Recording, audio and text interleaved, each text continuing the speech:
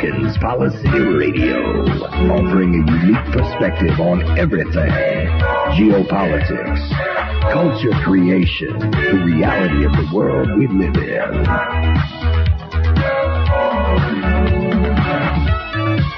Coming to you live from New York City, your host, Pierce Redmond.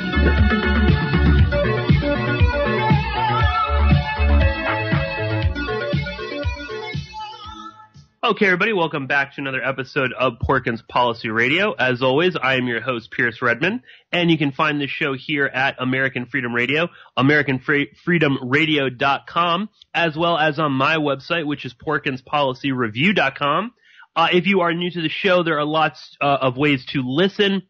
Of course, live here on AFR and also archived on American Freedom Radio's website, as well as archived on my site. I'm also on iTunes, TuneIn, Stitcher, Google Play, Podbean, Player FM, and many other podcatchers. I'm going to try to compile all of them to post up on my site. So you can, you can use whichever one, suits you best. And of course, I'm rebroadcast later on Friday nights on a host of other, stations, including awakeradio.us, People's Internet Radio, PSN, Ed Opperman, his Spreaker channel as well. So lots of ways to listen to the show. If you want to support my work, you can always go to patreon.com/Pierce Redmond, and you can become a subscriber for as little as $1 a month. And I'm going to be recording something tomorrow, which was meant to be the show for next Tuesday, a pre-recorded show. So a lot of scheduling issues. So I won't be able to do the show I want to do, but I am going to be speaking with author and filmmaker John Duffy. We're going to be talking a bit about the brand new book that him and Ray Nowachowski wrote together, The Watchdogs Didn't Bark, which is about CIA and NSA failures during 9/11. So I'm going to be recording something with John tomorrow, and I'll be releasing that very soon, probably for the bonus podcast. Very quickly, I wanted to thank everyone, who, helped me out, getting my brand new computer, which I am, using at this moment right now. This is the first broadcast with, my brand new computer. Maybe I might take some pictures and maybe I'll post them on Twitter, because it is a gorgeous looking desktop, if I don't say so myself. So thank you all so much.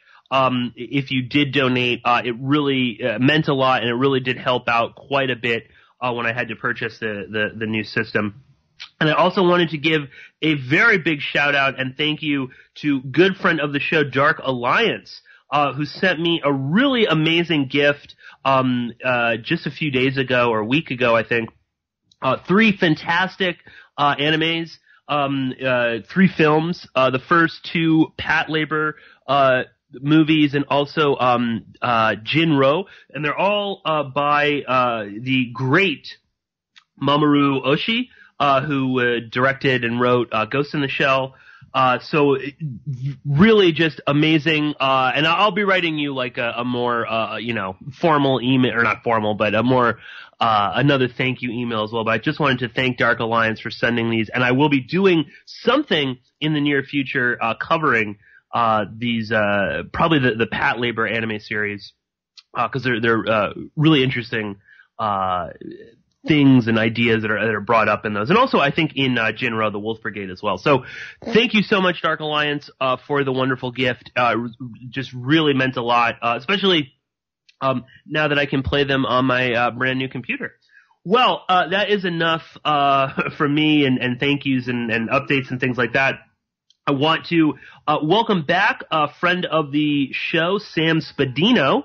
And Sam is of course, he's a comedian and activist who was famous the world over for asking Donald Trump a very simple question: who is Jeffrey Epstein? And if you go back to episode 152, we spoke with Sam all about his attempts to ask Donald Trump the question, what happened afterwards. And Sam was once again in the news for attending a Trump rally, and we're going to get into what happened. But first and foremost, Sam Spadino, how are you? It's good to have you back on. Hey, Pierce, thanks for having me. I'm doing well. Appreciate Excellent. I guess, well, before we kind of jump into it, did you, what was it like, I guess, after you did my show? I know you did a couple other radio shows, and was there a sort of like a renewed interest in, what you had done at the rally? Did you notice that, like, just sort of like in your everyday life or on social media? I know you were at a, Michael Avenatti, like rally or something. I remember you were texting me about being there. So I know you met him at some point, but anything kind of change in your life after talking about asking Donald Trump who is Jeffrey Epstein? Yeah, I mean, it was a cool moment. Turned out a lot of articles were generated from the incident. You know, people looking into not only, you know, Trump's insult and kind of his emasculation of me or misgendering or whatever. You know, what does that say about his thoughts about women or, you know, people who are different, whatever. So, you know, that was one thread. And then there was also articles that followed up on the Jeffrey Epstein threat, which I was pleased to see. And, you know, I was hoping that to kind of ripple out, and even saw some billboards get put on a side of a truck and driven around that had an Epstein Trump theme. So that was kind of cool. Yeah, and I, like you said, was able to follow up at a Democratic event in Iowa that is kind of a stomping ground for presidential hopefuls, and a couple folks had already announced were giving speeches, and Michael Avenatti was booked as well. He hasn't officially announced, you know, to this day, but he's making the rounds. So yeah, I got to hear a speech by him, which was cool. You know, get a another photo for the collection of weird political heroes at the moment. Stormy Daniels in the news, you know, today, thanks to President Moron calling her horse face on Twitter. So that was cute. But yeah, as far as my own personal life goes, you know, just happened to learn about another Trump rally, and it kind of fit into the timeline of me wanting to document all of this, so that set another protest into motion. And this was not that long ago, right? This was I think a couple of weeks ago in Rochester, Minnesota. And when you sent me the article talking about this, and we'll link up to all of this in the show notes. There was City Pages, which you've written several articles for, talking about your protests, and they wrote another piece about this incident in Rochester, Minnesota, at the Mayo Civic Center. But when you sent it to me, and I was reading it, I honestly was laughing out loud at the I guess sort of like the headline is that that Sam Spadino was thrown out of a Trump rally for yelling "Dad," and this is interesting because again, we talked about this the last time, Sam. The like coverage that Fox News gave you was very sort of I don't even really want to say one-sided, but it was just sort of very skewed. It's a very narrow perspective, and the Fox News certainly like left out certain information, but then added in other things. And the majority of articles that I've seen talking about what happened in Rochester, Minnesota, seem to kind of they describe the story that you're at the rally, you start yelling, you know, "Dad, Dad, Dad," to Donald Trump, you get thrown out. And which is funny, period. Like that, if that's what happened, that is funny in and of itself. And we'll get into the sort of dad stuff because I think it's so poignant given Trump and some recent celebrities, sort of referring to him like a daddy figure. But this is not actually quite the story. This is sort of like a cute, funny way, and I think this is a way for the media to just kind of like dismiss you. Because the actual reality of what happened is a little bit scary. It's certainly extremely creepy. And I want you to kind of get into this, Sam. But before we dive directly into that, what made you want to do this again? And I guess, did you think that it would be easy enough, that you would just be able to kind of get in like you did the last time? Yeah, so after the initial June rally in Duluth, had actually wanted to get into another rally like as soon as possible, and was even looking at going up to Fargo to kind of continue the momentum. And just one thing led to another, didn't work out. And so I actually felt okay about pulling back and, like, let's let the heat die down a little bit here. Just because, I don't know, that negativity that was kind of pushed my way, while there was a lot of positive stuff, there was also, kind of threats and like negative comments and, just a little bit of personal fear and fallout that happened there. So, I pulled back, but knowing that he was coming to Minnesota again and, the timing was right. Unfortunately, I was on a 7-day like Facebook jail, hold. So I couldn't really rally the troops to get people to go with me. So I ended up, deciding to go alone and was hoping I would get in. I got a little disguise, if you will, a flannel jacket and a blaze orange, hunting hat, right? Yeah. So I fit in, I waited in line, kind of did the same thing, and was able to get through, without incident. So, I wasn't shocked by that, but, I was by the outcome. And there was one word you missed in the headline. It wasn't that I was removed from the Trump rally. It's that I was arrested. Right. For repeatedly yelling "Dad." That was the headline. But yeah, I can get into the actual breakdown of events, however you want to lay this out. Well, quickly, I just wanted to once again just have you describe, if you can, the sort of sentiment and mood at the rally. Was this similar to what you had experienced in Duluth? Because I want to say that around this time, this was during the Kavanaugh hearings, right? I mean, I don't know if it was quite at the height of that, but it was certainly, I think this was before Professor Blasey Ford testified and Kavanaugh testified, but this was, around that time. So did that have any impact at all? Did you kind of feel that sort of energy while you were there? Absolutely. Yeah, no, this was, right at the end of the so-called FBI investigation, and I think it was maybe a day or two before the actual confirmation. So there was a lot of things kind of hanging in the balance. It was October 4th, so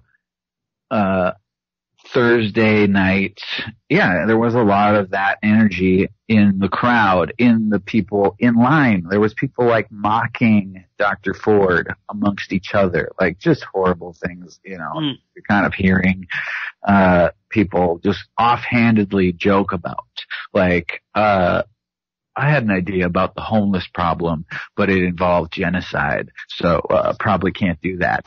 Yes, this is just somebody's offhanded joke. Okay, so if that gives you a baseline of what what the line is like, there's fireball bottles, airplane size shot bottles. Really?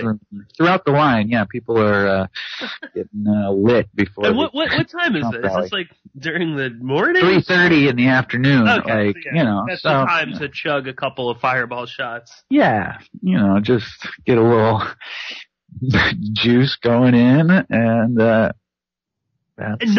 not like security vibe. watching that kind of stuff. Not in the line, no. Pretty much seems to be a free for all. Once you get in, security consists of going through a metal detector. You know, maybe you get wanded and there's people looking at you, but you know, it's pretty slim. Whatever, it's open to the public, so I went, you know, and I had every right to be there. And I had a plan for kind of repeating the Jeffrey Epstein protest.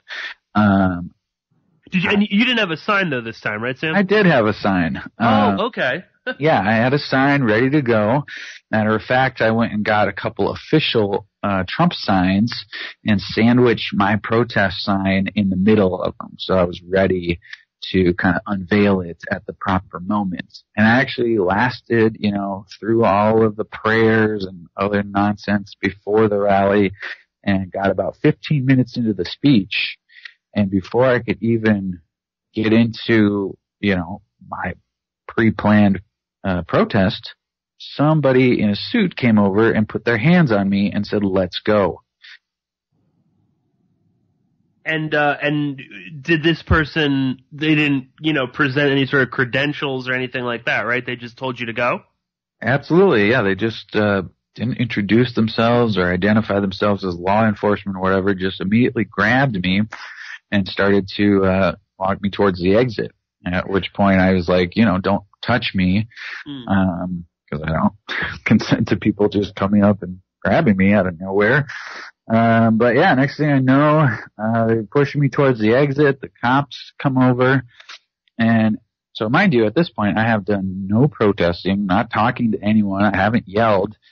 Only when I'm getting dragged out as a last ditch effort of, I don't know, something trying to be funny or just weird, I start yelling, "Dad," 3 or 4 times. The whole incident took about 30 seconds. I've actually found video that gives the beginning and the end. So 30 seconds of me just getting dragged out. No interruption to Trump. He kind of glances over, but doesn't respond at all. Go ahead. Just quickly, how close were you to Trump? Was it about, you know, relatively like the same distance as the last time? Yeah, I could have been a little closer. That would have probably helped. But I was trying to position between the media cameras and Trump, and I was probably, you know, an extra 4 or 5 rows of people back. So outer edge of the floor bubble. And I posted what video I found to Twitter so people can kind of, you know, see what footage does exist. There will be more though, because the body cams on the police captured what happened after I was taken outside of the rally after yelling "Dad." Right. So, and let's, and I guess quickly, you don't think Trump saw or noticed you? There's one moment in the speech where he looks over, but okay. My hat was on, you know, I don't know if he would have, I was hoping I could whip the hat off, pull out the man bun and be like, "Remember me, Dad." You know? Yeah, exactly. So, but Dad was, definitely not a pre-planned, anything. It was a last minute, you know, so that part of the story, yeah, the media didn't exactly get right, because how could they? You know, I didn't have video of it. I haven't seen any surface yet. So all they had to go on was the police reports, and they had to write in that report, "This guy was yelling "Dad." Right. Yeah. Yeah. And okay, so now you're, and just to preface this or to reiterate this again, just so that the listeners get this, you're walking in, your man bun is not out, okay? There is nothing, you're wearing, I would assume different clothing than you normally do. You've got a hat on. For all intents and purposes, you are just a face in the crowd. And before, anything even happens, you don't even have your sign out. Nothing. A man in a suit comes and tells you, we're leaving, and forcibly removes you. Then the police, take you into custody. Is that my understanding? Yes, that's right. Once I was outside of the arena, I was shoved up against the wall. My arms were twisted, behind my back. Officers were like kicking my legs, and then they put the cuffs on me.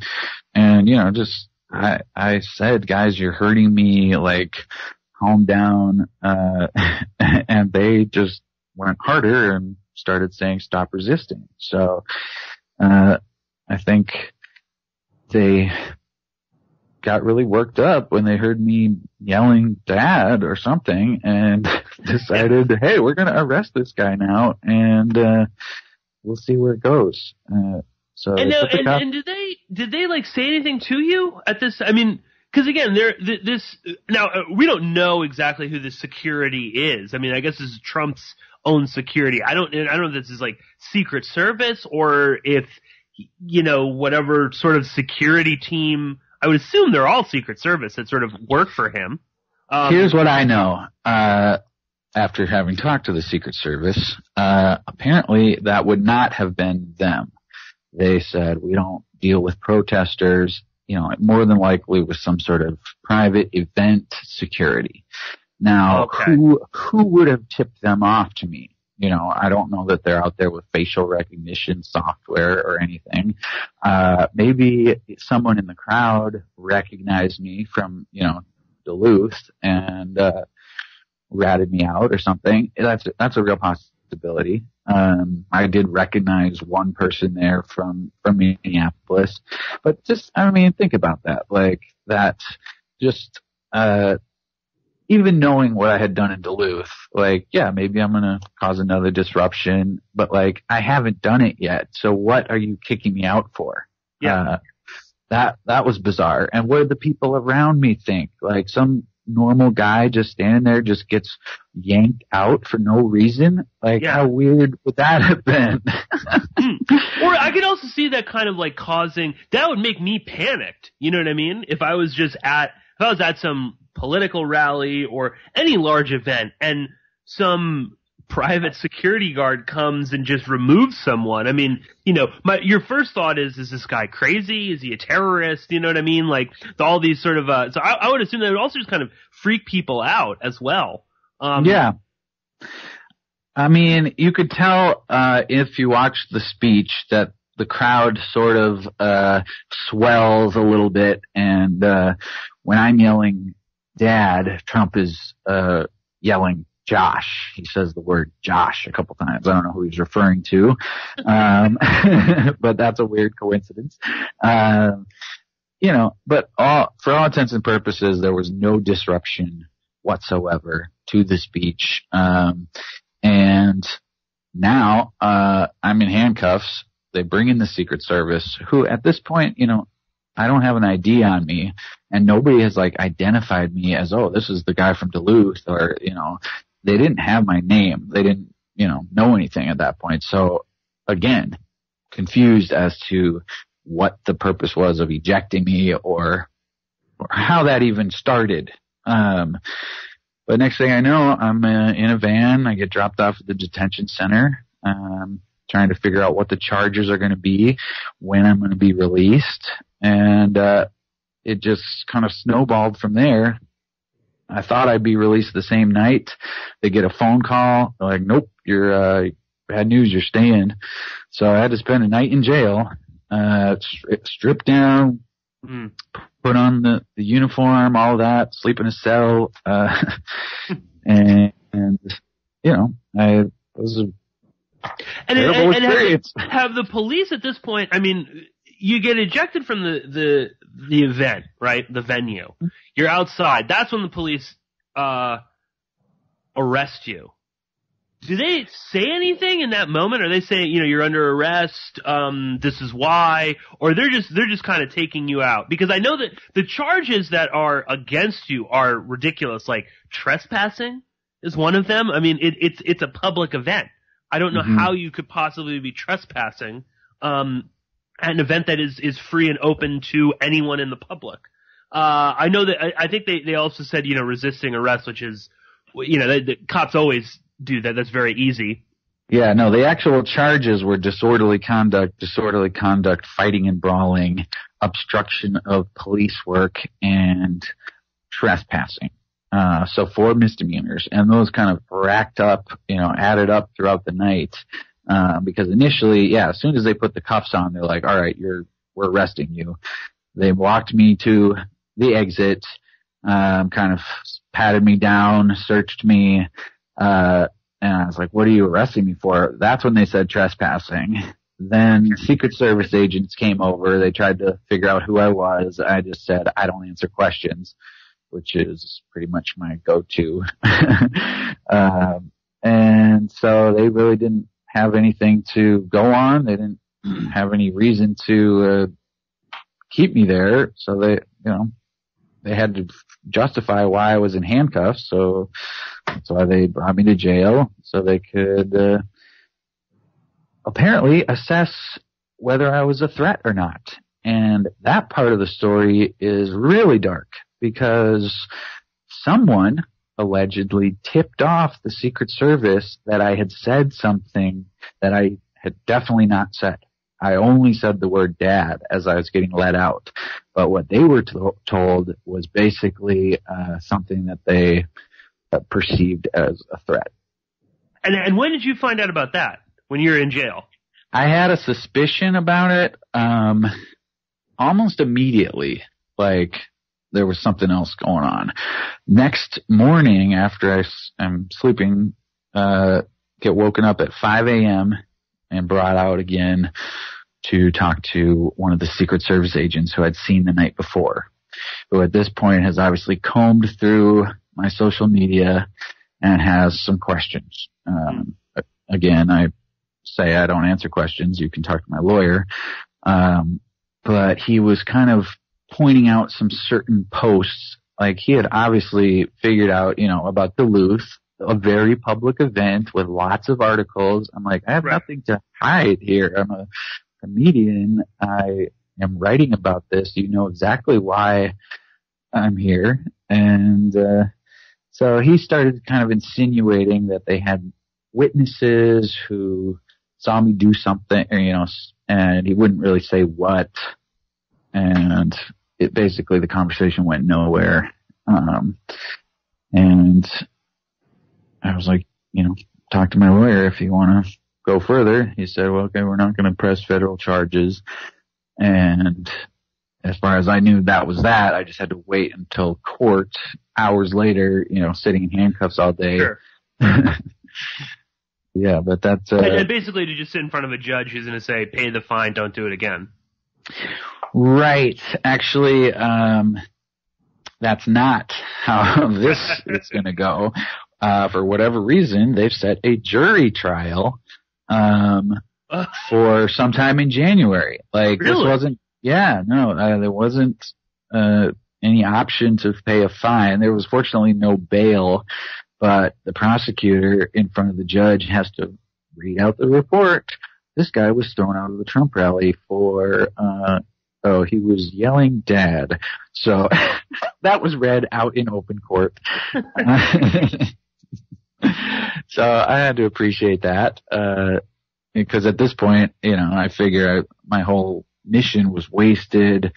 I feel terrible, like, being in jail that long. I felt like I really did something bad, I was like, what happened? Yeah. So luckily I get out. My car is still where I've left it. It didn't get towed, which was something I was worried about. But yeah, I'm released currently on my own recognizance, awaiting this jury trial, which I pled guilty or not guilty to these 4 misdemeanors. So, I go talk to my lawyer. Next thing I know, the Secret Service hits my lawyer up. So I had a meeting with them, for a second time last week. And where do they come to your house? Do they come to your lawyer's office? They came to the lawyer's office, and that's when I kind of learned why they were following up, because they had been given this tip after the fact. It was something that had been made up to kind of tie in to the dad comment. That was an extra layer of weird. And what did they're saying that you, instead of saying dad, that you had, I don't know, said something else that was perceived as a threat? Correct. Someone told them, and it was a pretty specific line. It was something like, my father's a bad man and he needs to, you know, fill in the blank with threat. Never said anything of the sort. What would even possess you to? No, like they apparently someone said that I was like talking to myself or something. So they concocted this entire story and linked it to the dad comment. And I'm sitting there listening to this like, what? Who told you this? Was it the police? Was it security? Like, where did this come from? And what is Secret Service offering you anything in form of explanation? I mean, I assume they wouldn't. You know, that's I asked. Their policy. I was like, you know, who told you this? Like, did they sign a statement? You know, I'm just basically sitting there with the lawyer and answering their questions. They're like, do you have any intent to harm anyone? Which of course not. Like, there was nothing in what I did that was a threat. I would never make a threat. Like, just to be very clear, like, I am a peaceful protester, who didn't even get to protest and then winds up with some sort of a story that leads Secret Service to have to follow up because, oh, you were kicked out of the Duluth rally. Now, you know, somebody's telling us this lie, just a complete lie that will be shown, you know, if it needed to, the body cams would clear that right up. And so, yeah, that was the second experience where, you know, again, learned no federal charges are being pressed. And so obviously that's a relief. I figured that the Secret Service was monitoring my social media before. Now I know for sure. So happy to have a couple extra followers. Right. And Sam, did they ask you anything specific about Jeffrey Epstein or about the original protest in Duluth? Anything like that? The original Secret Service agent did. He mixed up the name. He said something like, what are you trying to tell people about this Mr. Fitzgerald? Which was pretty confusing. So I didn't really respond to that, but obviously I wrote an open letter about it, so check that out. The next meeting with the Secret Service, they're like, oh yeah, Jeffrey Epstein. We know what that's about, or, you know, or they at least knew what the purpose of my protest was. Okay. And these are local, you know, Minneapolis agents. They're just following up, you know, and great guys, you know, obviously much better experience with them than the Rochester police, who excessive force, like no need for any of that. And yeah, so hopefully the contact with Secret Service is done and I can fight these charges. I'll be putting out a GoFundMe soon enough to help deal with some of these legal fees. But yeah, they didn't seem too concerned or even interested in the nature of what my protest was, or even if I had protested at all. because they said, we don't care. We can, we don't even remove people for that. We're just following up because, we were told that there was some threat made. So obviously shame on whoever made up that lie. And I hope, they follow that lead back to wherever that, phony story came from. Mm. Yeah, well, it's also one of these, God only knows how many of these sort of threats Secret Service are running down. Mm-hmm. I'm sure it would behoove them to take all threats seriously, no matter how ludicrous. Sure. It's like their only job is really essentially to protect the first family. Mm-hmm. So they're going to take any of these seriously, but this is sort of, come on. It's sort of like a wild goose chase. And again, when really all you're doing is just asking Donald Trump about his relationship with, convicted pedophile Jeffrey Epstein. There's no threat here. You just want to know, who is Jeffrey Epstein, and what is his connection to you? Very odd, indeed, Sam. And it's no surprise too that like the local cops are even worse, cause they're just, I'm sure, I don't know, they're not necessarily trying to make a name for themselves, but they threw out this dangerous protester. Oh yeah, they were absolutely like chomping at the bit to like have somebody that they could arrest from the Trump rally when, they're the ones who had to write a police report, waste everybody's time, and write down, I was yelling dad.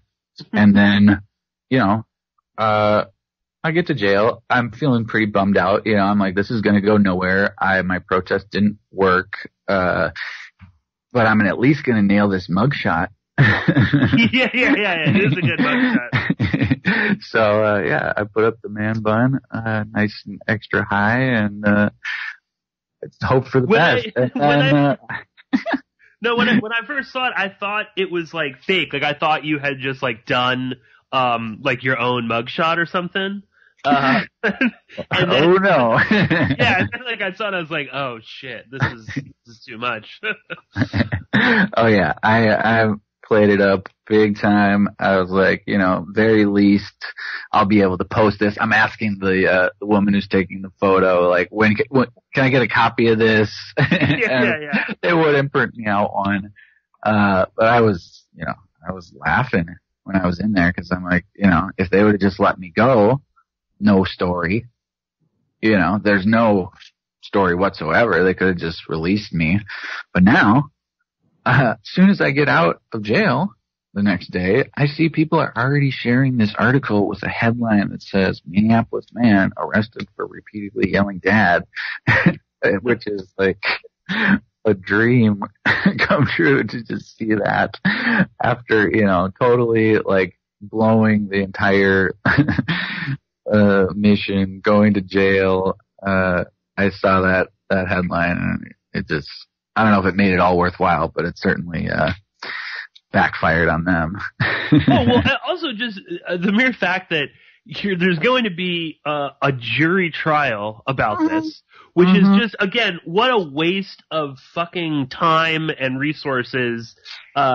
You'd hope that the local, Rochester police department would, they should be out, solving crimes, stopping murderers and rapists and pedophiles and robberies and stuff like that. But instead, they're gonna, these officers are gonna get paid to go to court and talk about why you were so dangerous and how you were a threat and, all this garbage. Yeah. People are gonna have to, they won't be able to go to work because they're on a jury. To listen to this case, you know what I mean? And then they can wait months and months to get that stupid little check. You end up losing money when you're on a jury. So the whole thing is so ridiculous. But on top of all this, what the sort of like irony of this is like you said before, Sam, this is only bringing more attention to what your original protest is all about. So now you can stand up in court and say, yes, I was going to ask the question about why, the president is good friends with Jeffrey Epstein.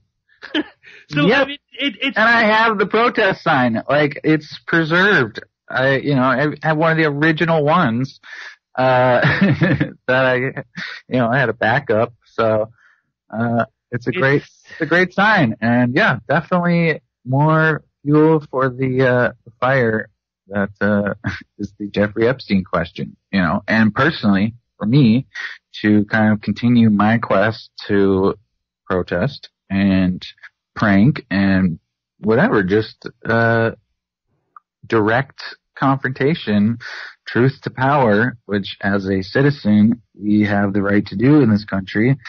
And getting arrested is not going to stop me. I didn't do anything wrong, so these bogus charges can just bring more attention to how this president would love to just jail every protester, not have to deal with any sort of media, and just pardon all of his criminal friends. It's a joke. Yeah, I mean, to put on my tinfoil hat here, it does beg the question that the first one, he absolutely saw exactly what you were doing. He saw that sign. It was on all, at least Fox had to talk about it. Damn right. And, we talked about this the last time, Sam. I mean, he was visibly upset. He was visibly embarrassed. I've never, seen him like that. Again, now, once you're being thrown out, like when security got you that time and they're dragging you out, then he's, look at him, his long hair and, he's making fun of your appearance and all that stuff. But before that happens, when there's no security there, it's the first time this motherfucker ever clammed up.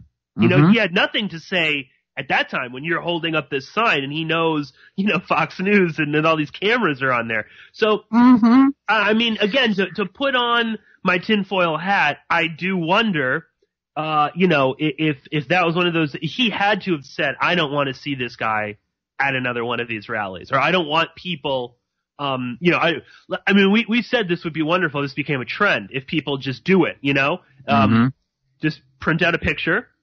There's a couple of them out there, of these two guys hobnobbing around, and just ask the question, who are these people?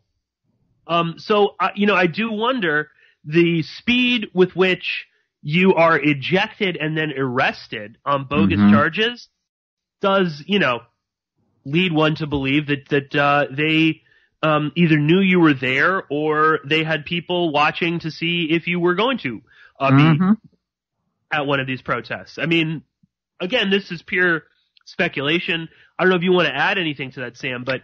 Oh, no, there's 100%. Like, there's no way that they just singled me out without somebody, tipping them off. Like, I had been pretty careful to kind of stay moving, just to, blend in and kind of just sit down, wait for the rally to start, try to maximize visibility, for the protest, and they got me before it could happen. So either somebody in the crowd, great job, you spotted me, or it was them, with some sort of either they're monitoring my social media and figured out I was down there, which was possible, because I did do a couple live stream videos while I was in line. Unfortunately, I got paranoid. I took the battery out of my phone, and then I put it back in and it wouldn't work. So I couldn't live stream anymore. I couldn't, even connect to anything. So unfortunately, my own live stream video, just disappeared into the Facebook ether, basically. So I'm pretty bummed about that. So word to the wise, make sure you've got working camera gear and record stuff if you do go out and replicate this protest, which I still encourage people to do. Yeah. Oh, and there's also there's other little variations on this too. I mean, there's a wonderful picture of Donald Trump and Ghislaine Maxwell, Epstein's main pimp and friend. There's a picture of her and Trump, an old picture back in the 90s, because again, whatever Trump will deny knowing Epstein now and blah, blah, blah, even though there are pictures of all, of him, Maxwell, Melania, and Epstein. There's an older one, the one that you use, Sam, is, I think from, maybe sometime in the 2000s or something like that. I'd have to double check on Getty. But, this picture of Trump and Maxwell is quite old. So that's another one too. I mean, who is Ghislaine Maxwell? Absolutely. The legitimate things. But, again too, I just wanted to, I hope the listeners are kind of, getting this. This just proves again how much of a third rail this is, how crazy Trump is about keeping a lid on any and all mention of Epstein. That, your small little protest, okay, back in Duluth obviously got him freaked out enough that again, you're going, before you even utter a word, they are throwing you out. And I'm sure, that the whoever, when they handed you off, the cops knew, our job here is to jam this guy up with legal. Exactly. Sit on this guy. Yep. Exactly. Make it at uncomfortable least enough for him. Again, this should just sort of the lengths that they're willing to go. Where again, you're just one guy, Sam. It's not. It's not yet this sort of legion of protesters, which would be fantastic. Highly encourage that. But, just one person. And, again, the possible amount of time and resources that they are putting into ensuring that you, that you can't ask this question at public rallies is shocking. It's like, again, this is what they're spending their time on. Not actual people that might truly be a threat to the president. You know what I mean? Like trying to kill some, there's nuts out there, obviously. Nobody wants to see Mike Pence becoming president, so please. It's like, that's not me. That's what I mean. It's like, it's crazy, that this is their response to this simple question. So again, I hope that it just sort of illustrates to the listeners out there, the severity of this. And for all of, his, Twitter following and all the right wing, like Cernovich and other people that just sort of, laud Donald Trump as this, draining the swamp and all this stuff. I mean, this guy is terrified of anything coming out about Epstein. And I'll just remind people, that one of the big trials between Brad Edwards and Epstein is going to be starting up, I believe, in November. I'd have to double check, down in Palm Beach. So, I've seen that as well, and it's definitely what's going to come out of that. That is definitely going to be uncomfortable because Brad Edwards is one of those guys too that said Trump could be called to give a deposition. And he should be, because again, I mean, this all goes back to him. The original, lawsuits, focused around Mar-a-Lago and other places down in Palm Beach. So, very troubling. And again, it's just this, if people like you don't do what you're doing, it's going to fade away. Absolutely. And, it's tough to kind of pick a protest. And that's, I guess the danger here of getting hung up on things that Trump's base just loves even more, you know, like they love seeing him make fun of women. They love, you know, anything that they can, kind of pat themselves on the back, the whole Kavanaugh thing. So, you know, pick something, like the Epstein issue, you know, like if you need, something to challenge him on, you know, that's great. Obviously watch, a movie called Active Measures. There's plenty of, fodder in there for real, you know, names of, Russian mobsters that Trump is connected to. You know, these are the questions that the media should be asking, is like, never mind, all of the other terrible things he's doing. Like, let's go a little deeper here into who is this guy connected to. And so at least, you know, we're starting to get that bubbling up to the surface. I just hope it, continues.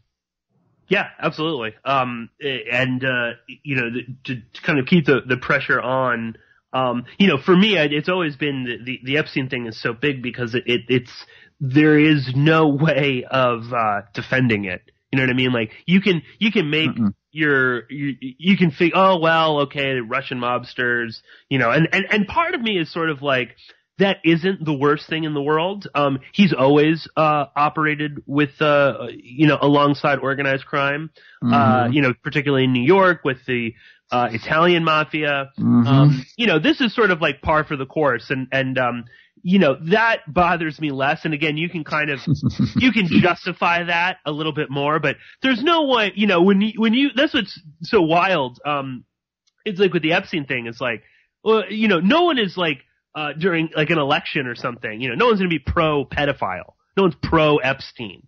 You know, that's not a platform you can run on.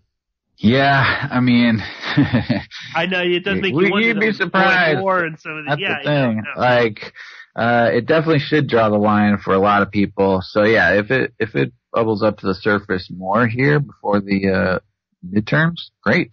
Like, let's talk about it because, yeah, it's not going away. The fact that this guy got away with a slap on the wrist and is still out there at large and sitting on an ocean of compromising material against. Oh yeah, I know. It's like people that are obsessed with the P tape. I mean, the stuff that Epstein has, would you just pales in comparison to anything that you know, Putin or some of these other people are supposed to. It's ridiculous. Think about it. If Omarosa is taping him, if Michael Cohen is taping him, everybody's taping this guy.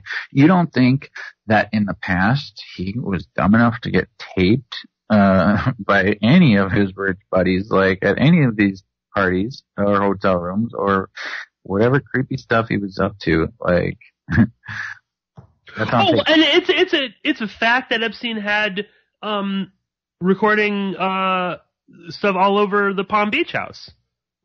There's no doubt about that. That's in the police report. And in fact, the Palm Beach PD helped him install those cameras in the first, you know, years ago. Just a weird little tidbit because he was, you know, saying that he was, you know, he had been robbed or something like that. And, you know, he was so close with the Palm Beach Police Department, they actually helped him set up the cameras. That's how they knew where they were so fast. You know, which is just, so yeah, and, I don't know how or why no tapes or anything were found when they searched, you know, through there, but, believe that they're somewhere out there. We are, we're getting up towards the end of the first hour. Sam, maybe, you can, stick around, for a little bit in the second hour as well. So please stay tuned and, we will be continuing the conversation with Sam Spadino.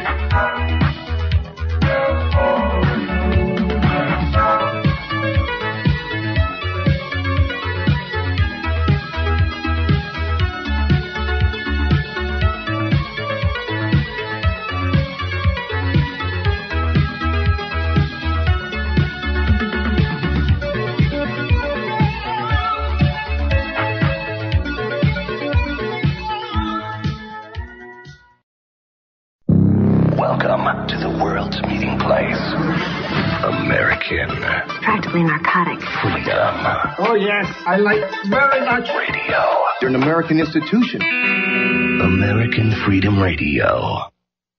Have you experienced the miracle of CBDs? They can help you reduce suffering, reduce stress, help you sleep better, modulate inflammation in the body, and is absolutely safe. Meta Hemp Solutions offers a radically innovative approach to CBDs for exceptional results. Stop suffering and reduce your stress now. Isn't it time for a good night's sleep? Stop worrying about tomorrow today. Lab tested for potency, purity, and is non-psychoactive. Free shipping to all 50 states. Try our product risk-free. Money-back guarantee. Use code AFR15 to get 15% off. That's Alpha Foxtrot Romeo 15 to get 15% off. Offer ends soon, so visit Meta Hemp Solutions today at metahempsolutions.com or call 833-858-7500. Suffer no more. Get rid of the stress and sleep better. Get our product now at metahempsolutions.com. That's metahempsolutions.com. This is Rick Simpson, and you're listening to American Freedom Radio. Are the trials of modern-day living getting to you? Feeling tired all the time with no energy? Is proper nutrition a challenge? Having trouble sleeping? All of these evils, sleeplessness, tiredness, poor nutrition, and stress, wreak havoc on our bodies and minds. Enerfood, our incredible organic superfood, has been here to save your life day by day for over 14 years. With the densest nutrition on the planet, Enerfood is filled with 20 superfoods and super herbs designed to cure the evils of modern life. Enerfood will turn you into a superhero, and your family and friends will notice. Don't you want that get-up-and-go feeling you need to seize the day? Why wait? Try it today and start feeling great again. Order now at www.enerfood.com and use the code TR15 for 15% off, or call 866-762-9238 to place your order by phone. Use code TR15 for 15% off Enerfood at www.enerfood.com. When weapons of mass destruction turned out not to be true, I expected the American people to rise up. They didn't. Then, when the Abu Ghraib torture thing surfaced, and it was revealed that our government participated in rendition, a practice where we kidnap people and turn them over to regimes who specialize in torture, I was sure then the American people would be heard from. We stood mute. Then came the news that we jailed thousands of so-called terrorist suspects, locked them up without the right to a trial or even the right to confront their accusers. Certainly, we would never stand for that. We did. And now it's been discovered the executive branch has been conducting massive illegal domestic surveillance on its own citizens, you and me. And I at least consoled myself that finally, the American people will have had enough. Evidently, we haven't. In fact, if the people of this country have spoken the messages, we're okay with it all. You're listening to AmericanFreedomRadio.com, the network who perseveres in delivering intelligent debate, constructive dialogue with true independence. The freedom to broadcast the truth is not free at all. So what is American Freedom Radio worth to you? The empowering information with fun, honest and pure integrity behind it provides an example to follow. Friendships to flourish with the moral altruism that pulls no punches. The hosts sacrifice and show remarkable discipline in their duty to deliver quality radio and service to the community with strength, wisdom and loyalty. The founders of AFR wish to thank you personally for sharing your views and insights to make the best radio and alternative media. Now it's time for you to give something back and play a vital role in the future of America. Be as generous with us as we've been with you. Click on the donate banner at AmericanFreedomRadio.com or volunteer by emailing AmericanFreedomRadio@ymail.com. Vaccine, psychotropic drugs and artillery batteries not included. Launch sequence initiated. We're now in the approach phase. Everything looking good. Control is good. 5, roger, copy. 3, 2, 1, engage.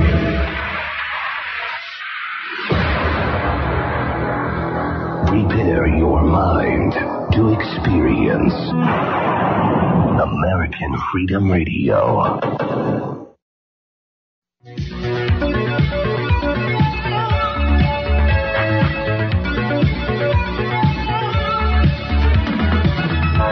Porkins Policy Radio, offering a unique perspective on everything. Geopolitics, culture creation, the reality of the world we live in.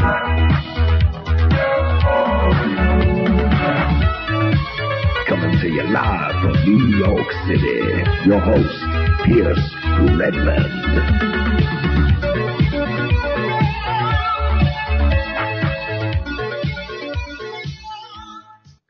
Okay, everybody, welcome back to Porkins Policy Radio. I am your host, Pierce Redmond.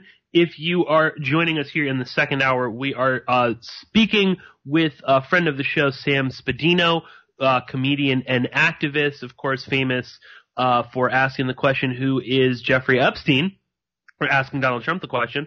And I wanted to just have Sam stick around just for a little bit here in the second hour, because there was a couple things I wanted Sam to touch on and talk about, and also we had mentioned early on in the first hour, I sort of alluded to Kanye West, and I know that he is not someone that I normally talk about on the show, although people will see that I have spoken about him and my issues with him on Twitter lately, and I wanted to bring this up and kind of get Sam's perspective on it, because the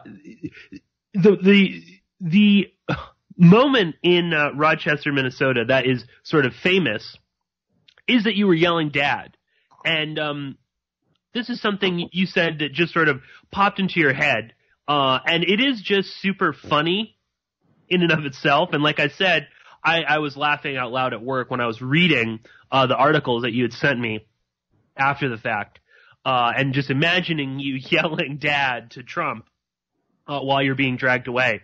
But there is something so deep about that, or in a sociological sort of a way, because people really do view Trump through the lens that he is the sort of all powerful father of America, of all of us. And it was just a few days ago that Kanye West was sitting across from Donald Trump in the Oval Office talking about, how he didn't have a father growing up, and that he's always desired a strong father, male figure in his life. And, he even talked about, the family that I'm with right now is all women, and there's no, I guess, masculine or male figures to help him. And it's so funny that he's looking to Trump for that, and I think a lot of people are looking to him with sort of daddy issues. So it was so funny. I think your protest of yelling "Dad" is a lot more poignant than people might think. And I just wanted to get your kind of thoughts on that, Sam, in light of Kanye West's bizarre comments about Trump being his daddy or wanting him to be his father, and the sort of sentiment that we see amongst a lot of people here in the U.S. that seem to view him like that. And we can even kind of touch a little bit on the daddy issues that obviously his two idiot sons have. Donald Trump Jr. obviously never really going to measure up to his father in his own mind. And there's a whole lot we could say on that. But I just wanted to get your kind of take on that, Sam, on this sort of daddy issues that many people in America have when it comes to Trump. Yeah, there's a lot of layers to it. And I gotta say I was a little inspired by the New York Times story that told us, the truth about how much of a daddy's boy Trump really is, all the money flowing in from his father. And it is an interesting kind of confluence of things. I'm not going to take credit for the SNL parody of Trump and Kanye, but they definitely threw in a couple extra dads in there. And they did a nice touch by putting a picture of Fred Trump in the background behind the desk in the Oval Office. Whether that's actual, I don't know if Trump has photos of his folks back there, but Alec Baldwin certainly has got the picture of dear old dad Fred Trump back there. So yeah, a lot of weird connections there. Maybe all summed up in just me yelling it, from a place of desperation. Because yeah, a lot of people do see him that way, and for a lot of people on the left, or even people unaffiliated who, maybe they're trying to come to this country, maybe they're looking from the outside in, you're seeing this kind of abusive stepdad figure who does whatever he wants, and he's not a great dad yeah. in real life or as president. So, I yelled it out there. Yeah, maybe it connects to your folks, people, have Trump supporter parents, and we're in this moment where it's just like, Dad, will you listen to me? Will you see that this, your behavior is hurting us, is not good for kids, whether you, look at him as an example, but if Kanye's looking up to him as a father figure, what are the young people seeing, And so it does affect everyone. Are you going to sit your kid down and explain why Donald Trump called a porn star a horse face on his official Twitter account today? That he was having an affair with. Exactly. Yeah. Do you want to get in all the ins and outs of how much money he paid? What is a porn star, Dad? What, talk them through the reality of the Kavanaugh hearing. Why did that man get up there and yell about beer for a while? And that lady had a very convincing story that something really bad happened to her, and you don't care at all, Dad. We're having these conversations, and it's difficult,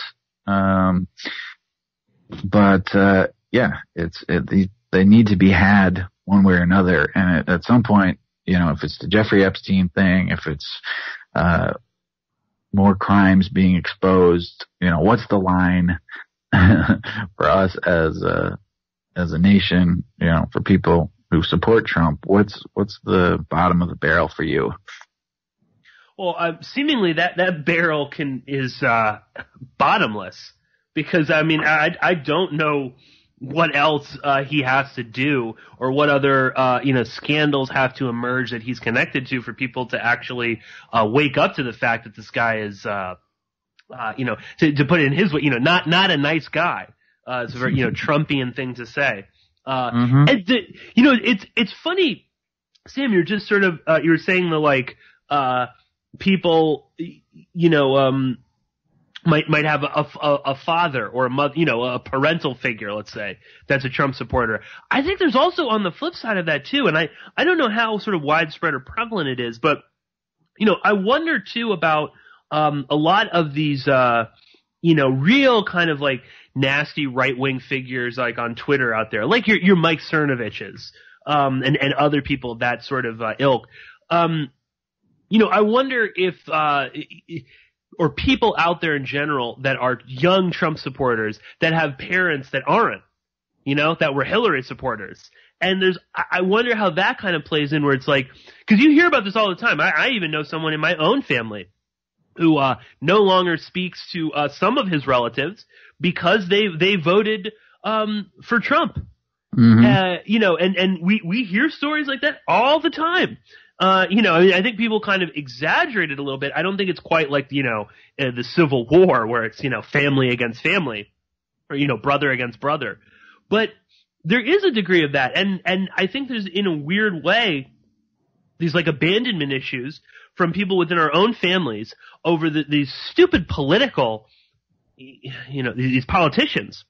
Mm-hmm. And, yeah. It's like you can't talk to your father anymore. So instead you gravitate towards this authoritarian, buffoon. He's your dad now. He's your father. Trump is the one that's going to give you these like life lessons. Trump is going to tell you what's right, what's wrong, what's politically acceptable, to do, what's socially acceptable to do.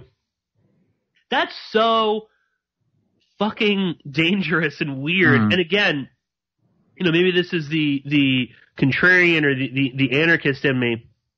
Why would anyone ever want to give an individual, a politician of all people, that kind of power over you? Mm-hmm. Yeah. It's so dangerous. It's on a biblical level almost, where his word is the gospel. And that's the craziest part for me is like, growing up Christian and now seeing Christian people professing, this belief in Jesus Christ who are worshiping Donald Trump. Like, there's no other way to put what support of him has become, is because you have to believe that this guy is infallible, that he hasn't done any of the bad things that the fake news has said he's done. It's all just made up. Okay, now you are at a level of blind faith. This is like cult status. And yet you claim to believe in Jesus Christ, who is a polar opposite character of Donald Trump. So how do you reconcile that other than like, this is the Antichrist figure and you're worshiping him? So, let's start there and maybe work our way back. No, it really is quite strange. I don't know how anyone can really call themselves a Christian and support someone like Trump, who's just I don't think Jesus was a racist or however you want to view God or Christianity or all these things. These are not the sort of ideals I don't believe that Jesus would have preached. Yet they and Trump is just so clearly. I mean, I honestly don't. I believe that he does not believe in God. Like he is like a true sort of like certainly not. Atheist sort of a character. And I'm not trying to say that necessarily in a bad way, but I just he doesn't believe in God or that anything like that. No, not at all. Like, I mean, he believes he is God. Like that's and all of the qualities that he exhibits, lying, greed, all of these things. Yeah. I mean, maybe there is a part of, this toxic masculinity that does see the worst parts of, your own dad in Trump and, whatever, he's doing okay. He's still, he still loves me, whatever. I don't know why you would even stick up for this guy. What has he ever done for you? Like, or it's just this tradition of supporting the president, whoever he may be, except for that doesn't work because you didn't support Obama. There's plenty of people that you have questioned. So why not now? What is the mental roadblock from you questioning your government? Now all of a sudden you trust it. You, whatever side you're on, like, you believe this guy? Really? Okay. Yeah, so absolutely. We're in the Kanye land, and I'm a huge supporter. But when you don't read, when you don't stop and think, when you just run your mouth and whatever's coming to mind, like whatever the last thing you heard is true, then that's how you end up in this position. And the fact that alliance is so like beautifully like bizarre to me, just the alliance of Kanye West and Trump and his supporters having to jump on board. I mean, part of me wants to believe it's still like some sort of deep game performance art because I know Kanye has good intentions. I trust him. I believe him.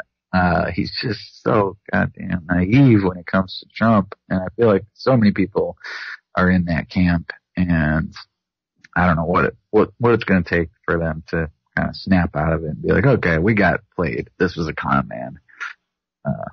The game's up. I don't know with Kanye. I think he really is buying into this. I mean, I think he is in so many ways. I mean, he really is a Trumpian figure. You know, where this is the result of being surrounded by people, by sycophants that never really criticize you or question you or, you know, say no to you. That is Kanye West. That is Trump. And, when you are that sort of like drunk on your own bullshit, you end up, doing and saying things like, you know, Kanye West and Donald Trump say openly all the time. I think that's just sort of the natural result of all of that. And it's, you know, I don't know. I feel as if he's so deep into it now that he can't just kind of be like, no, I was actually wrong or I was joking. You know, because ultimately then that would prove that Kanye West is an idiot. And he you know, that's the last thing he wants people to think about him. He is incapable of making a mistake. He is the voice of a generation, you know, all of this, the greatest recording artist of all time. So, you know, it's the same thing with Trump, like, in that, like, you know, I'm sure you saw at the 60 Minutes, the, interview, with Leslie Stahl, where, and I mean, she was horrible in that as well. I mean, both of them were awful. But, when Leslie Stahl is like, you know, any regrets, anything, you know, that you got wrong or, you know, that you know, and Trump was basically just like, oh, well, I should have just done, you know, the NAFTA deal sooner. It's like, that's not actually a mistake or regret or, you know, it's like, you're still praising, you know, it's like, he's incapable of admitting that he did something wrong or made a mistake or was naive or something like that. And I think that's kind of like Kanye as well. You know, I don't think he can really, he doesn't possess that kind of a capacity. And, I would mostly agree. I do hold out hope that capacity does exist. I've seen like shreds of evidence of that, and long term, I think he can, if he truly is humbled, at some point he could flip it around.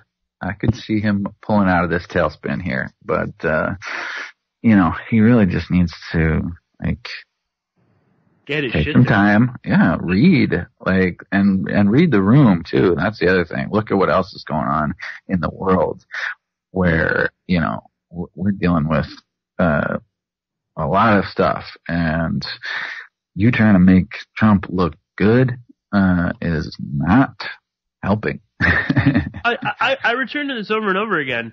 This is the guy who, you know, during Katrina said George Bush doesn't care about black people. Now he's hugging the president. He is referring to the president like he's his dad. Okay? While Hurricane Michael, just destroyed parts of, you know, this, Southern America. Oh, okay? yeah. I mean, some of these areas looked like they were, you know, places in like northern Syria that had been bombed out. While that's going on, Kanye West is hugging the president. You know, I mean, it's like how the mighty have fallen or what, I don't know what, you know? But that sort of shift is just so striking. And sort of like you said, I mean, you know, it's like he needs to kind of like read the room and just like, you know, look beyond whatever, crap he's trying to promote and sell, which is really nothing. You know, all this like positive energy, blah, blah, blah. It's like, but there's nothing to what he's doing. You know, yeah, peace and love are great. But, you know, when there's nothing really behind that, because like Donald Trump, your attention span is so short that you're on to the next thing. Who really cares? You know? Yeah. But anyway, I think we'll wrap it up there, Sam. I just wanted you to also tell the listeners where they can go to follow you on social media, and also about your soon to be GoFundMe. We'll definitely link up to that once it is posted, so you'll have to let us know. And you're also hopefully going to be working on a documentary as well. So tell the listeners about that. Yeah, I appreciate you plugging that. Obviously, I've got a few legal bills on my hands here, but through these protests and kind of my perspective on the last election cycle, where I spent a lot of time kind of creating and managing Facebook groups that would do political memes, and just saw a lot of power in that. You know, ultimately we now have a meme president, basically, who got elected and used social media big time to his advantage, Twitter and underhanded methods through Cambridge Analytica and stuff. So that's all fascinating to me. My personal experience and take on that will inform this documentary, especially as I kind of get into these hopefully more of these weird situations where I am kind of becoming my own meme here. We'll see how far that goes. But yeah, I really just want to talk to, people around the country who, are intelligent, kind of the social media creators, and, figure out how we can, meme a better future, if you will, and get, the people's choice elected, in 2020, whatever that may be. And so as, I go on this journey, I will be, kind of fundraising for that, and part of my GoFundMe will be, pre-production costs for, this documentary, as well as, fighting these bogus dad charges. So yeah, stay tuned for that. Check me out at Party Dino, or Party Dino, PartyDino on Twitter, and follow me there, and you can read up on this whole crazy story. Absolutely, and once again, I want to thank my guest Sam Spadino for joining me, and also, we will have to have you back on the show. When we get closer to your trial, and we'll be sure to, report about that here on the show. So once again, thank you so much, Sam Spadino, for joining us. Again, you can follow him at Party Dino or Party Dino on Twitter. Thanks so much, Sam. Thanks, Pierce. We'll talk to you soon. Okay, so once again, Sam Spadino, Party Dino, really fun guest. It's always, I was glad that, Sam, contacted me, as well, cause I didn't have a guest for this week. And I've been having a little bit of trouble, wrangling guests at the moment, although I've got a couple, interesting ones lined up. So like I said, I've got, Ray, Nowachowski, I believe I'm pronouncing that right, and John Duffy, who of course are the guys behind 9/11 Press for Truth, and also Who is Rich Blee, which is a fantastic documentary, and that is one of the documentaries that really kind of got me into 9/11 research. And I'm going to be speaking with them at some point in the next couple of weeks, although I will have something with John Duffy will be out before the end of the month as a bonus podcast. And hopefully I'm going to have Abby and Robbie Martin on the show in a couple of weeks as well. I think Artisan Loaf is going to be coming back on to talk about some Elon Musk news, and hopefully I will have Patrick Knowlton on the show, who was a witness to the Vince Foster murder, and has quite a history with Brett Kavanaugh, who helped to cover up a lot of what Patrick Knowlton was telling the FBI and the Ken Starr investigation about Vince Foster's murder. And he's I think hopefully listeners are a little bit familiar with that. He's done some really great work with Ed Opperman. So I definitely encourage people to check out that stuff. But I'm going to have him on hopefully soon. But it's hard to get to nail down guests and stuff like that at the moment. But I think, that also sort of like opened it up for maybe doing some more of like the old school, Porkins Policy Radio shows where, we do like a big, like a deep dive on a topic, or an individual. We've done some really fun ones on like Roger Stone, Al Sharpton, and obviously the Epstein stuff. And I actually have an idea for a show like that. I was going to kind of include it here, for this final, little half hour, but I think I am going to kind of, talk about the, Kanye in Uganda instead. But, people, who, follow me and know some of the stuff I talk about, know that that Yashar Ali, this bizarre journalist, I guess that's how he's reinvented himself, has I've mentioned him before on the show in passing. I think Brian Heiss and I kind of discussed him a little bit. He's this weird guy who just sort of came out of nowhere. He was the person that Asia Argento gave her statement to in the aftermath of the allegations against her. He has broken some other stories, like or he at least popularized pictures of Chelsea Manning with Jack Posobiec and Cassandra Fairbanks and others. And he's a strange character, and he's weird because like Mike Cernovich and him are. I thought they were just sort of, retweet each other, but apparently it goes a lot deeper than that. And it was actually, Abby Martin was talking about this on, a recent episode of Media Roots, that there's quite a history between the two of them, and some people have sort of unearthed some of the, tweets about them. And there's like a whole lot more to, the Yashar Ali story.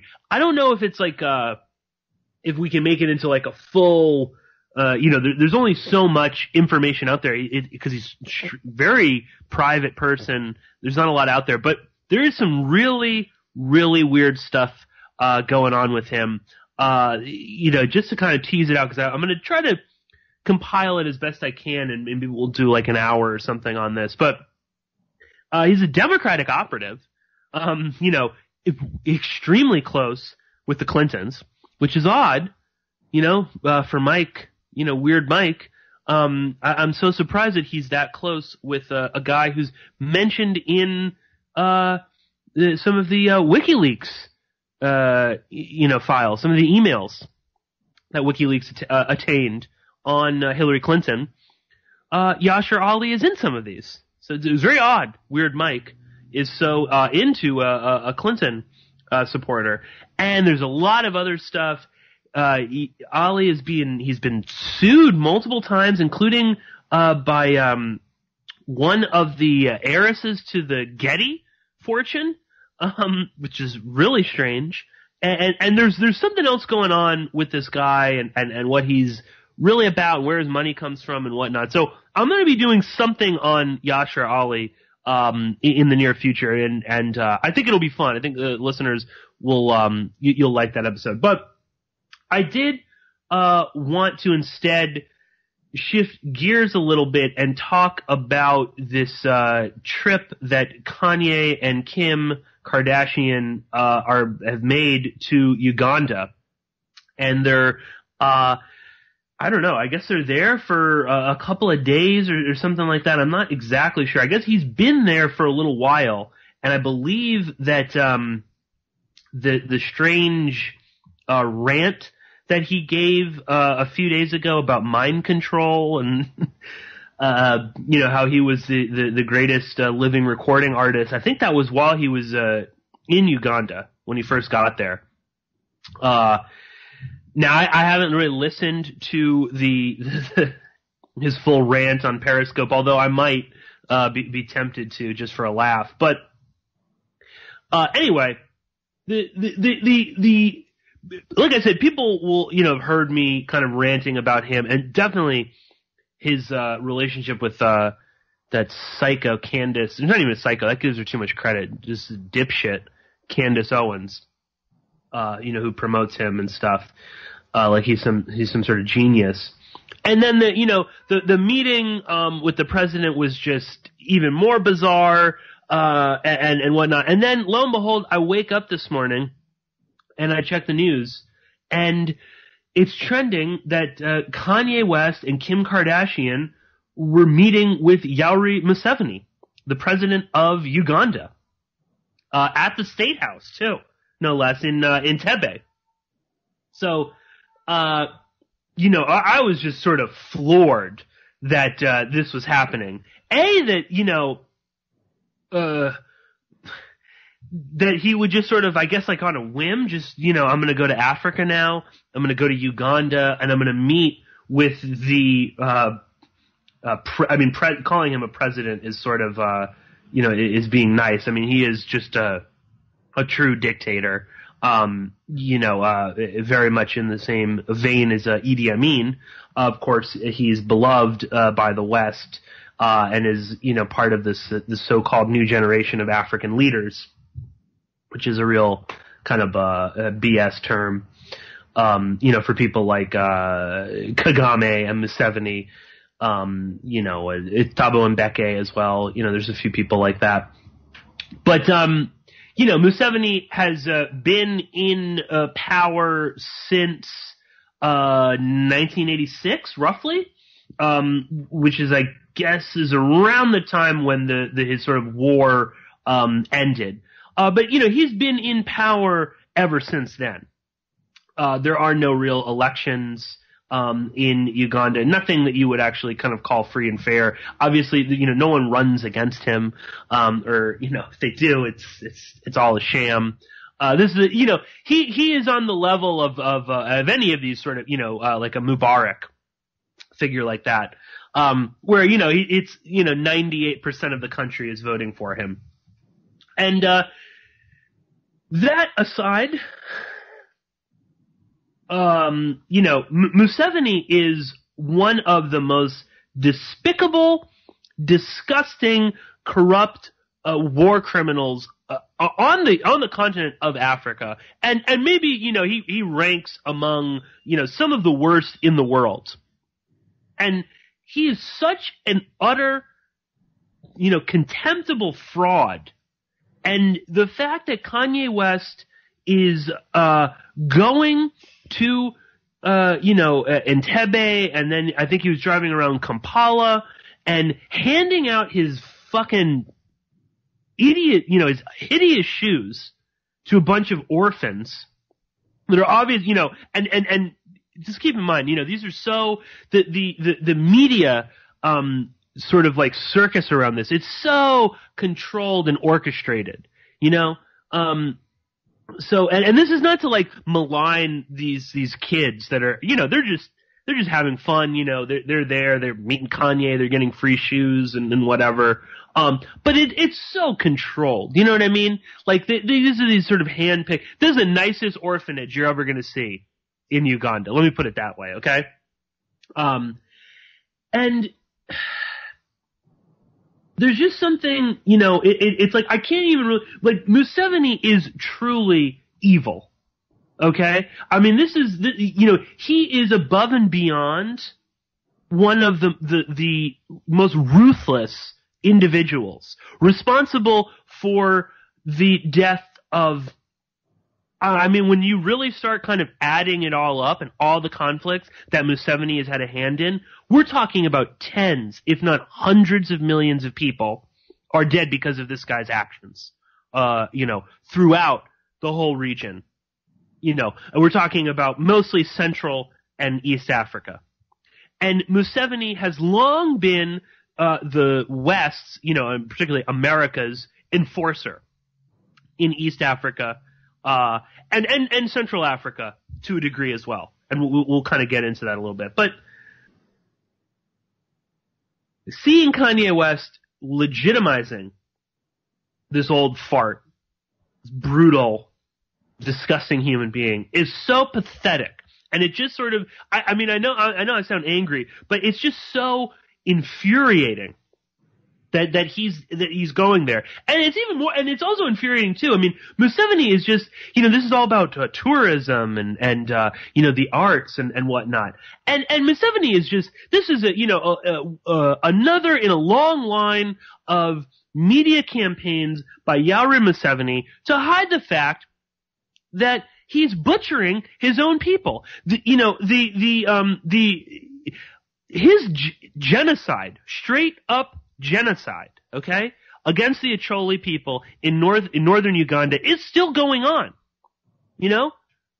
Kanye's not handing out Yeezy shoes to an orphanage in northern Uganda to Acholi children. No, that's not going to happen. And this is something that Museveni has done, and a lot of it. It's not just him. His protege, Paul Kagame, the butcher of Rwanda and Congo, where did Paul Kagame get his start? As Yoweri Museveni's intelligence chief. When Kagame, was sort of cutting his teeth, part of this, Tutsi elite that was in exile, like all good Tutsi elitists, he went to Uganda. And he rose through the ranks and was Yoweri Museveni's right-hand man. All during this time, when Museveni was conducting horrific military campaigns, not just against the Acholi in the north, but all over Uganda. First, he helped to topple Idi Amin, but then the same is true with Milton Obote. He was toppled by Museveni as well. And while this is all going on, this is how Paul Kagame learned to become the ruthless, brutal murderer that he's come to be, is under the tutelage of Yoweri Museveni. And it's just so disgusting to see these, Kanye West and Kim Kardashian too, who, this is extremely superficial. But, look at some of the pictures of Kim out there in Museveni's presidential palace. I mean, she looks horrible. And I don't mean that like in a, like a look sort of thing. I mean, she looks exhausted. She looks really tired. She looks like she's sort of like at her wit's end. Now, she's getting dragged around to Uganda with her idiot husband. It's like, who's watching their kids? I doubt the kids are there. I mean, it's like they never really, when do you ever see him with his children? There's also the man, Kanye West talking about, he didn't have a strong male presence in his life. Do you ever see him with his kids? No. He's never around. He seems like such an absent-minded father. But we can debate that, I guess, later. But look at these pictures of Kim Kardashian. She looks exhausted.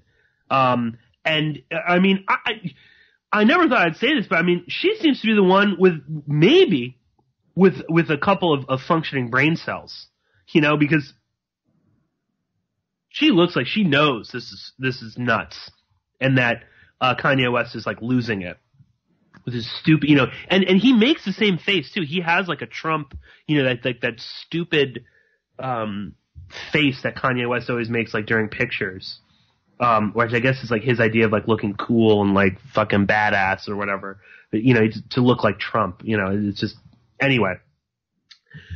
But I wanted to, the thing that sort of really kind of like infuriated me about this and made me kind of want to talk about this whole thing that's going on with him in Uganda is, again, well, here's just one of just the more ridiculous things. So ostensibly this is supposed to be about tourism, right? I guess, Museveni wants to increase tourism because, again, all of these brutal dictators and warlords that have risen to become quote-unquote respectable world leaders. And it's not just, I'm not trying to single out, Africa, because I mean, all of the puppets that we've put in place in the Middle East are very similar, in Asia, and here as well. But, all of these, guys, like Kagame, has, turned Rwanda into a tourist destination. And, this is to, hide the fact that they are some of the most heinous criminals on the face of the planet, responsible for the deaths of millions upon millions of people in some of the most brutal and horrific ways, most of the time in conjunction with the United States military and intelligence establishment. Certainly the case with Museveni and Kagame. But so, it's about tourism and the arts and stuff. And like Kanye West sort of like suggestion to Yoweri Museveni is that he thinks like the country should be like, quote, Jurassic Park. I mean, I don't even know. It's like, are you? I mean, I'm gonna steal a line from Malcolm Tucker, in the thick of it. But I mean, Kanye West is so fucking dense that light bends around him. I mean, what does that even mean? You're going to turn it into Jurassic Park? I mean, this is like the level of fucking moronic. I know I'm cursing a lot right now, but this moronic level to which Kanye West has attained. It's almost impressive how dumb he can sound in front of world leaders, and people yuck it up. People eat it up. Candace Owen and all these right-wing established, figures in the establishment right now, they think this is great. This is wonderful. Kanye West is speaking truth to power. He's talking about the plight of, of Black America, where, there's no father figures and, the evil, liberals and the Democrats, they want to become, the control the family and break up, homes and destroy the family structure of Black America. I mean, this is the sort of rhetoric that we hear from like Candace Owens and some of these other people that are obviously just using Kanye West as the increasingly useful, twit that he has become. I mean, he's just the ultimate useful idiot right now.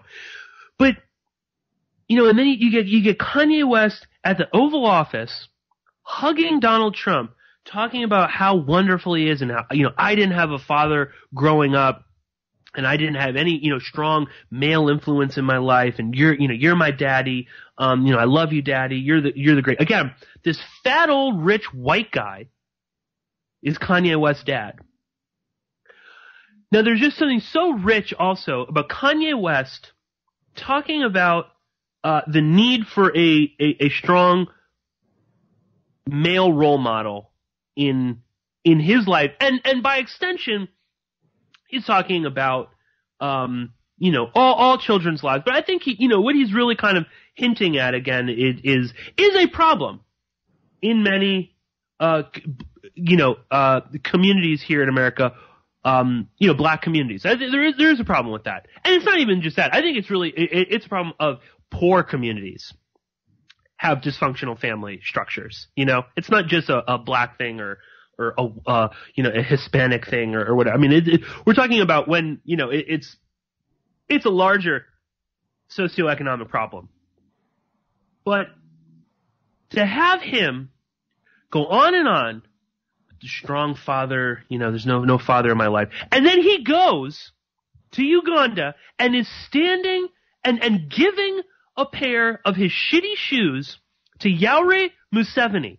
This is a man who single-handedly ensured that multiple generations of children in Uganda would grow up not only without a father, but without a mother, without a brother, a sister, family, friends, aunts, uncles. He has killed millions of people.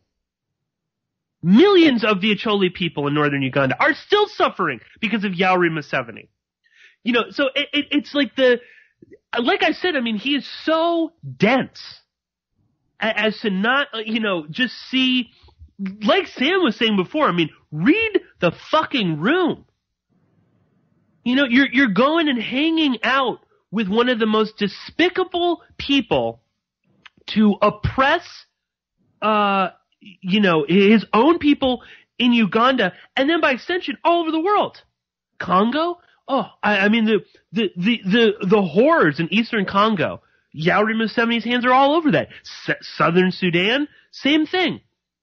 Remember, people can, if they can remember back to Kony 2012, this stupid idiotic viral campaign. They were going to get Joseph Kony, excuse me, and this of course blew up in the face of the guys that ran this campaign. Where you got one of them, ended up as South Park said, jacking it in San Diego. But if people can remember back to that and remember that, Joseph Kony is still out there. We still haven't found him. Just like Bin Laden, we still haven't, it's taken us a while to find Joseph Kony. But, Joseph Kony is a creation of Yoweri Museveni.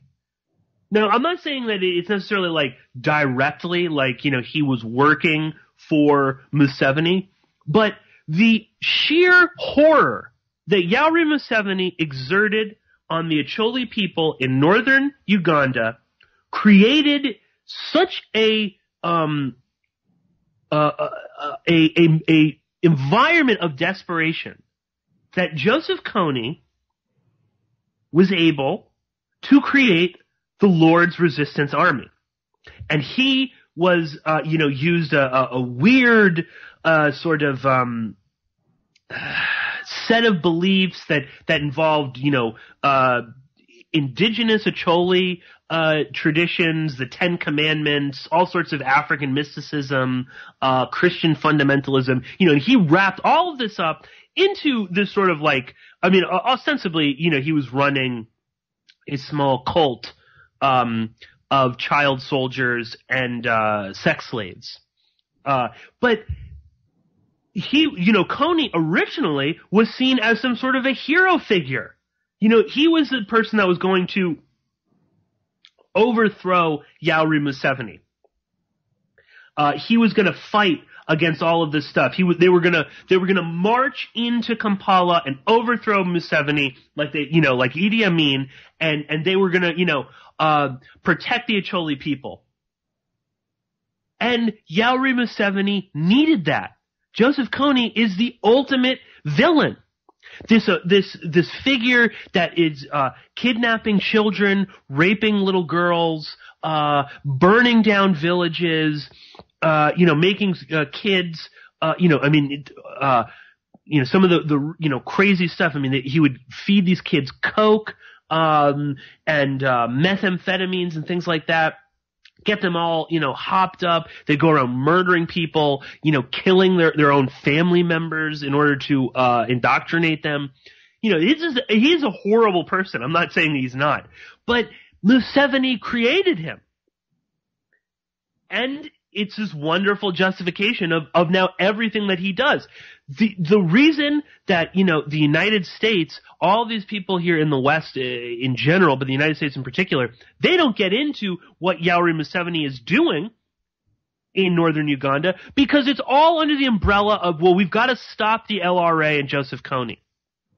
So it's absolutely disgusting to hear Kanye West talking about, the breakdown of the family and stuff. Yoweri Museveni is the ultimate destroyer of the family structure for many people in East Africa. Not even just Uganda, East Africa in general. This is all Yoweri Museveni's, work. And this weird sort of like, hyper masculinity that like Kanye is obviously into. Yoweri Museveni is so toxic. He again single-handedly is responsible for a campaign of horror and humiliation, specifically against men as well. It was under Yoweri Museveni. It was a policy when they were going, destroying villages in northern Uganda, going after the Acholi people, Museveni would order his own troops to rape the men in these villages. And, as an added bonus, he would have the soldiers that were raping these men in front of their own families in order to again, sexually humiliate them, to emasculate them to such a level, to basically, and this is all about destroying the Acholi people. This is Museveni's great, sort of claim to fame. And this is how he rules. Again, I don't have time to get into all the specifics of this, but this is how Yoweri Museveni deals with power. It is this battle between the underdeveloped North and the Acholi people, and Kampala, and the South. It's escaping me right now the ethnic group that is mostly in the South. But it is about creating this this sort of fight and to exploit it. This is how he gains power. But and Museveni has this reputation for fighting AIDS. It's such a joke because that was also his policy, was spreading AIDS all over northern Uganda. That when his soldiers were raping men and women, he would a lot of times he would pick these soldiers to rape them because they had AIDS, and he could spread the disease all over northern Uganda. So he really is just such a despicable person. And to see Kanye West hobnobbing with him, and we're supposed to think this is cool and edgy, and people are praising Kanye West, it's, oh yeah, he's going back to Africa, and it's so, wake up, and this one really just kind of, drove me insane, and is what kind of made me want to do this rant, is that Kanye West in his I guess now famous, Periscope on mind control, he refers to himself, or he compares himself to Tupac Shakur. He talks about the spirit of Pac flows through me. Tupac Shakur, this is a man who was murdered by U.S. intelligence because he actually posed a real threat to the right-wing establishment that controls America. Okay? That's why Tupac was murdered. Kanye West, who's hugging Donald Trump and hanging out with one of the CIA's premier butchers in Africa, is saying that he's like Tupac Shakur, that the spirit of Pac flows through him. Tupac is rolling in his grave at comments like that from Kanye West. And when Tupac was murdered by the government, that was it. That was the end of any radical figure within hip hop. And you can see that is true because now you look at the biggest star in hip hop, Kanye West, is going and hanging out with CIA assets in Africa and hugging the President of the United States, a racist, fat, old white guy who represents everything that Tupac stood up against. So, it really is just like mind-blowing, it's mind-numbing, the levels to which this guy has just sort of attained sheer and utter stupidity. It's like I said, it's impressive at how fucking dense Kanye West is as an individual. To be comparing himself to Tupac and Bob Marley too. Again, another person that actually stood up for principles, openly fought against the CIA, who ultimately helped probably kill Bob Marley. So it's just like, it's so infuriating and disgusting. And sort of what Sam was saying before, people are looking up to Kanye West. People are thinking that this guy is speaking truth to power, that he's going to expose the globalists and the liberals' heads are exploding over Kanye West. It's a joke. But anyway, we are at the end of the show. Thank you all so much for listening. You can find all of my work here at American Freedom Radio and also on my website, PorkinsPolicyReview.com. And of course, you can support me by signing up to Patreon. But that is enough for me, and I will be talking to you all very soon.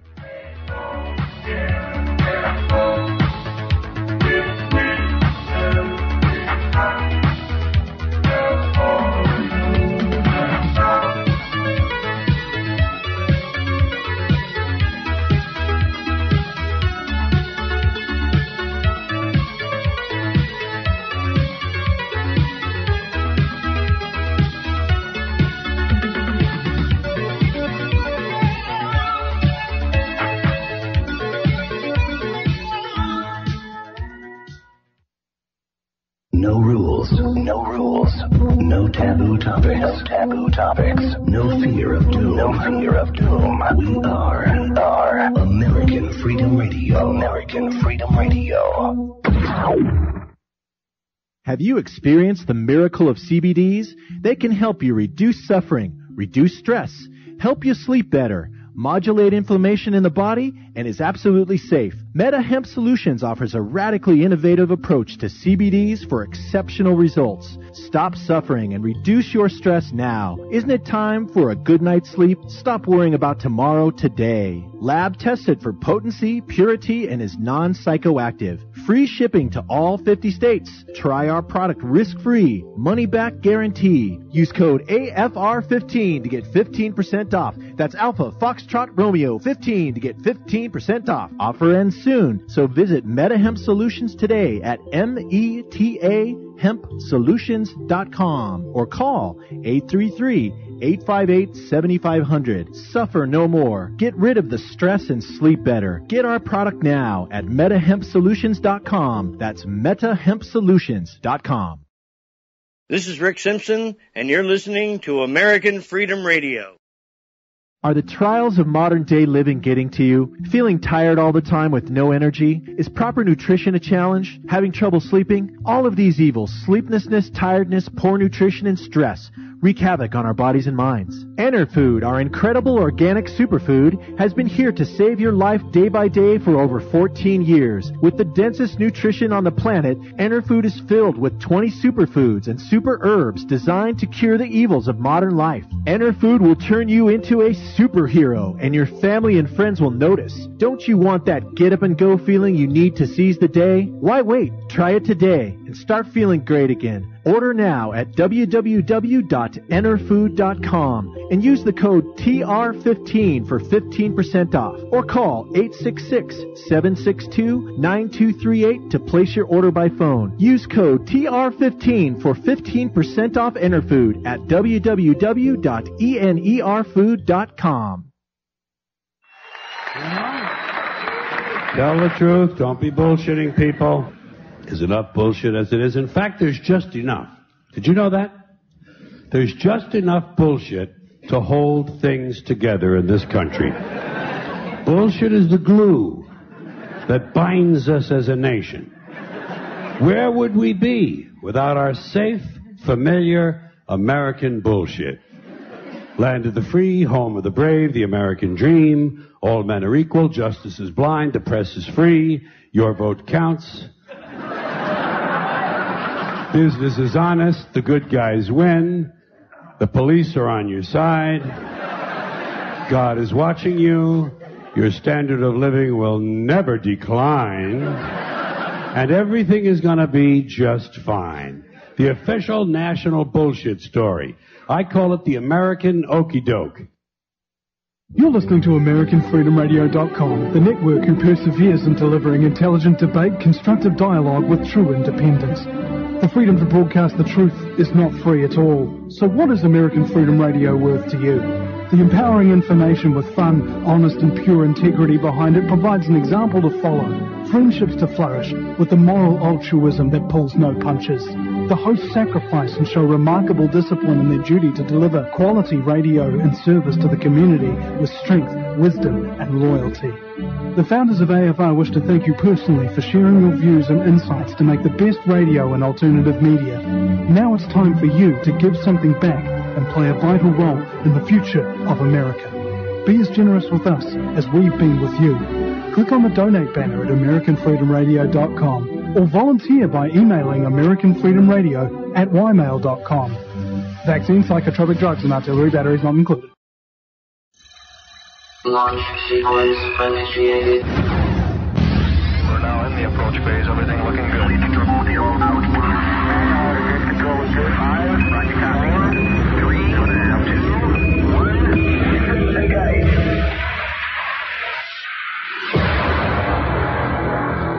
Prepare your mind to experience American Freedom Radio.